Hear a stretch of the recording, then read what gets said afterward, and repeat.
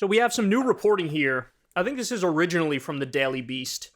Apparently, Trump and his team understand that, hey, if you win again, it's going to be ugly in the sense that there's going to be a lot of protests and a lot of marching in the streets, potentially even riots.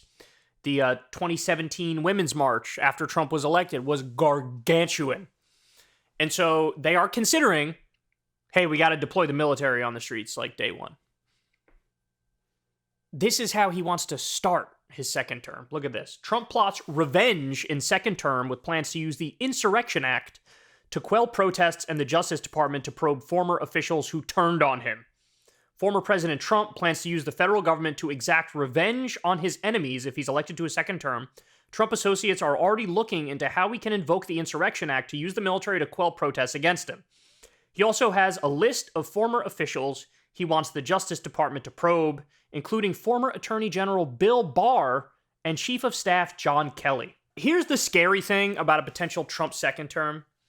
The way he views his first term is, I was too soft, I was too weak, I wasn't steadfast enough, and I didn't crack down on all dissent the way I should have. That's how he views it. So he views it as like, hey man, when everybody and their mother around me was telling me I lost the election and I need to step aside, my problem was I didn't go all in with the Sidney Powells of the world. I didn't go all in with the John Eastmans of the world. I didn't have a clear and strong enough plan to make sure I can stay in office, even though Biden won. Like, he's mad he didn't twist Mike Pence's arm harder to stay in office.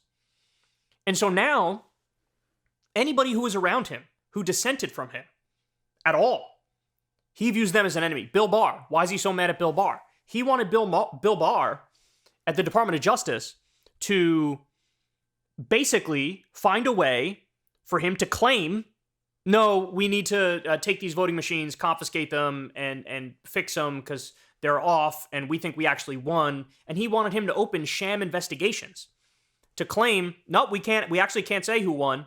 I'm rejecting what the secretaries of states and the governors say in these various states that say Biden won. I'm rejecting that. We have a Department of Justice investigation, and give him the cover he needs to make the claim, hey, I'm not leaving office yet. Even the Justice Department is saying that I shouldn't leave office yet. He tried to twist Bill Barr's arm into doing this, and Bill Barr, to his credit, said, fuck off. You're wrong. You lost. I'm not going to be a part of this. It was a rare moment of integrity from Bill Barr. So he wants to now investigate Bill Barr, investigate John Kelly, anybody who dissented from him. He's ready to throw the book at them. So never mind the, revenge, planning on going after Biden and the Democrats and like weaponizing the Justice Department in a way that he accuses his opponents of doing, but they don't do. They're actually just following the law, right? He wants to actually weaponize the Justice Department for his own nefarious ends. And remember, it was during the George Floyd protests and riots that Trump was this close to invoking the Insurrection Act, deploying the U.S. military on the streets. And it was, I think it was General Milley, somebody behind the scenes was like, we are not doing that. We don't deploy the U.S. military on our own streets. You want to crack down with police officers, like, okay, that's what their job is. But we don't deploy the U.S. military on the streets. This is a brazen violation of the First Amendment because most of these people are peaceful protesters and you want to crack down on all of them and you want to arrest them. So now the conversation is, no, we're going to go ahead and invoke the Insurrection Act on day one and get revenge and retribution on people who dissented. I mean, it's scary stuff. And don't forget, guys, there's also Project 2025. We discussed that in detail on the show. I highly recommend type in Secular Talk Project 2025. I go through all the specifics of it. But the bottom line is, this is an amalgamation of all of the different right-wing think tanks and their strategy and policy goals moving forward for a second Trump term. And basically, the point is to destroy the entire administrative state. Say goodbye to the FDA and the EPA and the Department of Education and the IRS. They want to gut these things like a fish. They want to make it so there's no regulation of the marketplace at all, basically. And then sprinkle in, there's a lot of like Christian theocracy stuff in there as well. There's strategies in order to really enforce anti-abortion politics across the country, even roll back the clock on gay rights.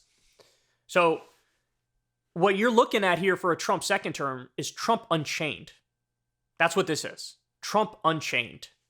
So I was actually wrong. I thought this was the Daily Beast that first reported this. No, the Washington Post reported Monday that if Trump is reelected next year, his associates are already drawing up plans for him to invoke the Insurrection Act on his first day in office that would allow him to deploy the military against civil demonstrations. Again, this is First Amendment right out the window. Free protest, free speech right out the window on day one. Basically leaning into authoritarianism on day one. By the way, guys, remember, Trump has been saying, I'm going to suspend the Constitution. He says, hey, I won the election. It was stolen from me. So anything is justified now. We need to suspend the Constitution. He said this.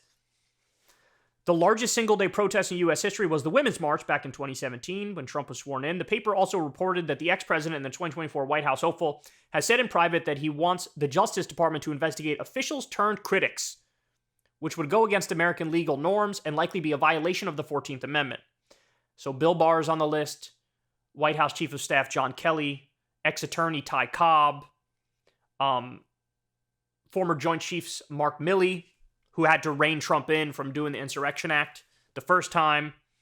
Basically, all the people who kept the wheels on the bus are the ones who he's like, no, you're the problem and I'm coming after you. Anyway, this is terrifying stuff here, man. Terrifying stuff.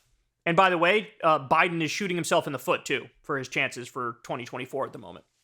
He's doing it. He dropped 11 points among Democrats, hemorrhaging Arab Americans and Muslim Americans because he's backing Netanyahu slaughtering politicians. Absolutely plummeting off a cliff with young people. And he's shooting himself in the foot, and this guy is the alternative. So Biden better course correct, man, or it's going to be a long 4 years, dog. Long 4 years. Hey, y'all, do me a favor and like and subscribe. It helps out big time in the algorithm. Click the bell as well for notifications when videos drop, and watch that video on screen right now. You know you want to.